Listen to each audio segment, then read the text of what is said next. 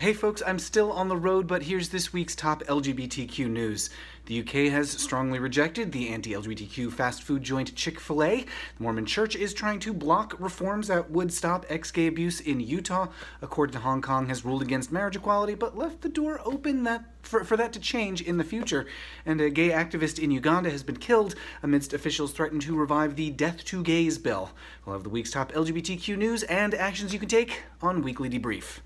If you find these videos helpful, head over to patreon.com/mattbaum to pledge your support, get some backer rewards, and join the folks who make Weekly Debrief possible.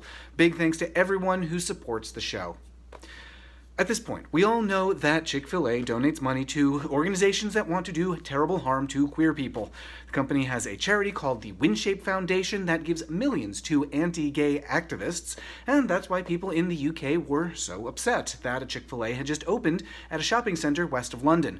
But now, just a few weeks after it opened, the centre says that it'll soon be closed, with a spokesperson saying that it's the right thing to do. One of the practices supported by Chick-fil-a's charitable giving is abusive ex-gay therapy. Regulators in Utah are trying to end that practice by reforming the state's licensing requirements for therapists, defining ex-gay treatment as professional misconduct. But the Mormon Church has submitted a letter to regulators saying that that would violate religious freedom, and that parents should be free to subject their kids to the practice, which has been rejected by every major medical organization in the country. Regulators could advance the rule change in the next week, possibly, so we'll soon see whether the church is able to stop the proposed protections.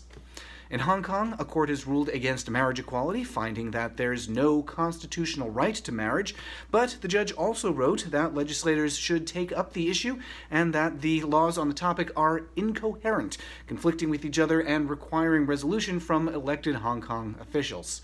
And finally this week, Ugandan gay activist Brian Waswa has been killed by unknown assailants at the same time that government officials have called for the death penalty for homosexuality. The situation in Uganda has grown even more volatile this week, with other officials saying that the Death to Gays bill would not come up for a vote.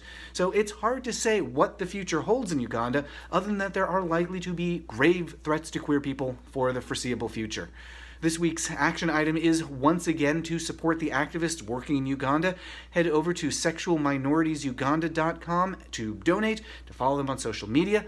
I'm going to be in Minneapolis for another few days. Let me know about stories that need covering at Matt Baum on Twitter and in the YouTube comments, and I'll debrief you next week.